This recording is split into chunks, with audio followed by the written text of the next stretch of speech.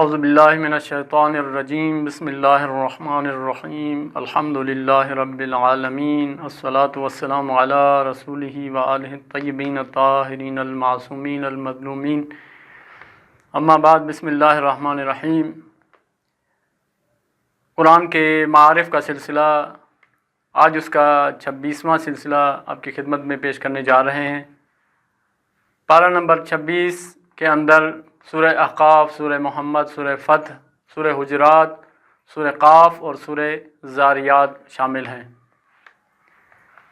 سورہ احقاف کے اندر جو معارف ہیں وہ اس طرح ہیں کہ نمبر 1 زمین و آسمان کا نظم کے ساتھ خلق ہونا اور ایک معین مدت تک اس کا وجود میں لایا جانا۔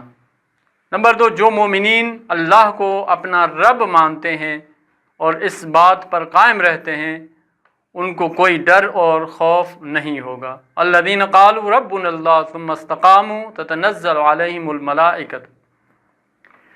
نمبر 3 جو لوگ اپنا پورا مال دنیاوی لذتوں پر خرچ کرتے ہیں آخرت میں ان کے لیے کوئی حصہ نہیں ہوگا۔ یہ مہم ترین موضوع تھے اس سورہ احقاف کے اندر۔ سورہ محمد صلی اللہ علیہ وآلہ وسلم کے اندر نمبر 1 خدا کی مدد ان کے لیے ہے جو خدا کے دین کی مدد کرتے ہیں۔ ان تنصروا اللہ ینصرکم ویثبت اقدامکم۔ اور اسی طرح جنت اور جہنم کی تصویر اس آیے کے اندر بیان ہوئی ہے کہ جنت میں کیا کیا نعمتیں ہوں گی اور بہشت میں جانے والوں کی کیا حالات ہوں گے، اور اسی طرح جہنم میں جیسا کہ جنت میں باغات، پانی، دودھ اور اسی طرح شہد کی نہریں ہوں گی، اور اسی طرح جہنمی لوگوں کے لیے کھولتا ہوا پانی ہوگا اور جتنا وہ پئیں گے اتنا ان کی پیاس بڑھتی جائے گی۔ یہ جہنم اور جنت کی جو تصویر ہے آیت نمبر 15 میں بیان ہوئی ہے۔ نمبر 3 قرآن میں تدبر کا حکم ہے۔ افلا یتدبرون القرآن ام علی قلوب اقفالها۔ یہاں پر بڑی شدت کے ساتھ، سختی کے ساتھ حکم دیا جا رہا ہے کہ قرآن کو فقط تلاوت کرنا کافی نہیں بلکہ قرآن میں تدبر کیا جائے، اس کی آیات کے اندر غور و فکر کیا جائے کہ قرآن نازل ہی ہدایت کے لیے ہے، لہٰذا ہدایت تب حاصل ہو سکتی ہے کہ جب الفاظ سے نکل کر اس کے مفاہیم کی طرف آئیں گے، اس کے اندرونی مطالب کی طرف آئیں گے کہ قرآن کہنا کیا چاہتا ہے۔ لیکن افسوس کے ساتھ کہنا یہ پڑتا ہے کہ اکثر ہمارے مسلمان برادران قرآن کو فقط ثواب کی خاطر تلاوت کرتے ہیں، اور مخصوصاً ماہ رمضان میں کئی ختم کیے جاتے ہیں کہ اس میں جو ہے وہ کیا ہے، ایک قسم کی دوڑ لگی ہوتی ہے کہ میں نے اتنے ختم کر دیے، میں نے اتنے ختم کر دیے، لیکن اس مطلب کی طرف ہم توجہ نہیں کرتے کہ جب جو قرآن ہم تلاوت کر رہے ہیں وہ کہنا کیا چاہتا ہے ہمیں، اور ہمیں دینا کیا چاہتا ہے، اور ہمیں قرآن سے لینا کیا چاہیے، ہمیں اس کی طرف توجہ دینی چاہیے۔ نمبر 3 دشمنوں کے ساتھ جہاد میں سست نہ ہونا، جیسا فرمایا وَلَا تَهِنُوا وَتَدْعُوا إِلَى السِّلْمِ وَأَنْتُمُ الْأَعْلَوْنَ۔ اگر تم سست نہ ہوگے تو خدا کی مدد تمہارے ساتھ ہوگی اور تم کامیاب ہوگے۔ اس سے معلوم ہوتا ہے کہ اگر مومن خدا کی راہ میں قدم اٹھائے تو خدا اس کے ساتھ مددگار ہوتا ہے۔ اسی طرح سورہ فتح ہے، تیسرا سورہ جو اس پارے کے اندر ہے، اس میں مہم ترین جو موضوع بیان ہوا ہے وہ صلح حدیبیہ ہے کہ فرمایا انا فتحنا لک فتحا مبینا، کہ ہم نے آپ کو بہت بڑی فتح دی۔ یہ صلح حدیبیہ کے کفار جو ہے پیغمبر کے ساتھ صلح کی اور انہوں نے اپنی شکست مانی، اور اس کے بعد خداوند متعال نے یہ بشارت دی کہ یہ جو صلح تھی یہ جنگ بدر سے بھی اس کی جو فتح ہے وہ بڑی فتح ہے۔ اور اسی طرح رسول خدا کے ساتھ بیعت اللہ کے ساتھ بیعت ہے، جیسے کہ مسلمانوں نے بیعت رضوان درخت کے نیچے جو بیعت کی تھی تحت الشجرہ، اس کو بیعت رضوان کہا جاتا ہے۔ تو فرمایا کہ جو لوگ رسول کے ہاتھ پر بیعت کرتے ہیں در حقیقت وہ اللہ کی بیعت کرتے ہیں۔ صلح حدیبیہ میں مسلمانوں نے جو یہ بیعت کی تھی خداوند عالم نے اس کو ایک بہت بڑا مقام دیا ہے۔ रसूल खुदा के असहाब की खुसूसियात बयान हुई हैं सूरह के अंदर। जैसे फरमाया मुहम्मदुर रसूलुल्लाह वल्लज़ीना माहू अशिद्दाउ अलल कुफ़्फ़ार रहमाउ बैनहुम। दो खुसूसियात हैं रसूल अल्लाह के जो सहाबी हैं, उनकी दो खुसूसियात होनी चाहिए कि आप अपने मोमिनीन के साथ जो है वो क्या है, रहमदिल हैं, और दुश्मनों के साथ सख्त हैं, उनके साथ शदीद हैं।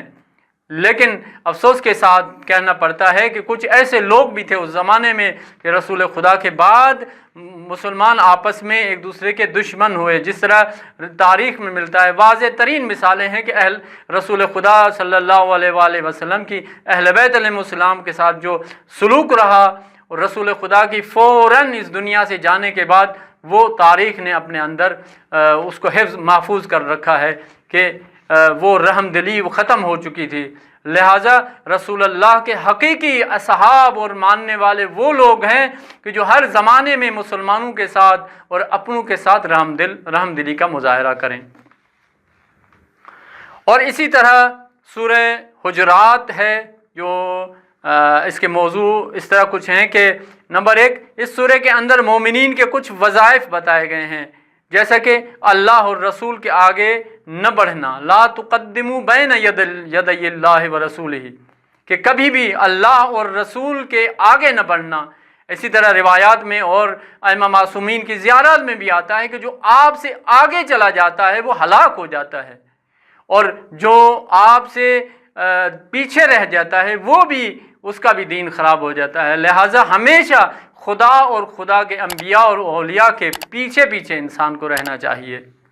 इसी तरह अल्लाह रसूलुल्लाह के बाद उनके जान नशीन के साथ भी इसी तरह की जो है वो क्या है, सलूक रखना चाहिए मोमिनीन को।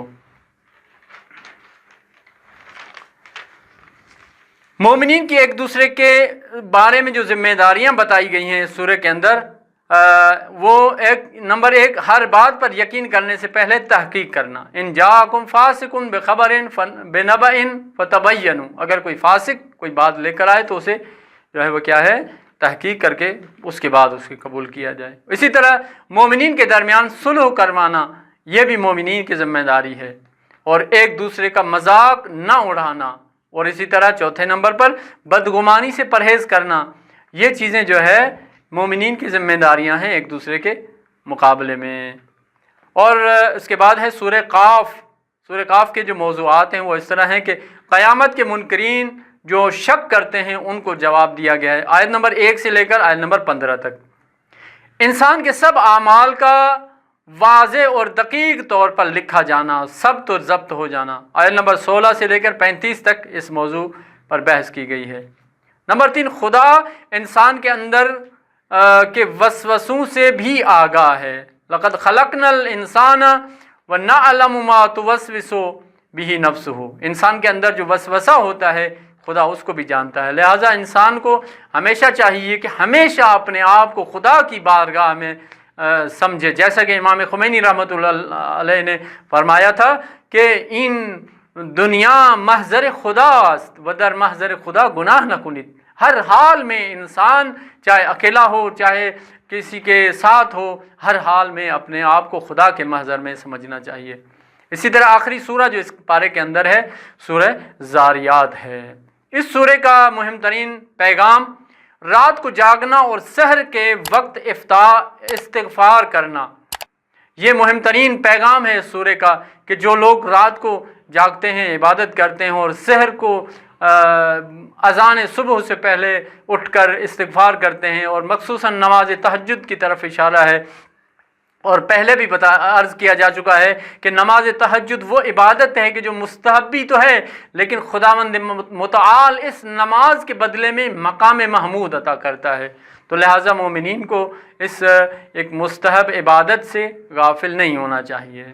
हदीस नबवी में है कि 3 गुरोह शैतान से महफूज रहेंगे। एक, अल्लाह का ज़िक्र करने वाले, दूसरा खुदा के खौफ से गिरिया करने वाले, और 3 सुबह को इस्तिग़फ़ार करने वाले।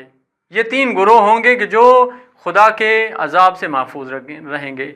उम्मीदवार हैं कि इंशाअल्लाह खुदावंद मुतआल इन कुरानी मारिफ़ को समझने اور ان پر عمل کرنے کی ہمیں توفیق عطا فرمائے۔ وآخر دعوانا ان الحمد للہ رب العالمین۔ والسلام علیکم ورحمۃ اللہ وبرکاتہ۔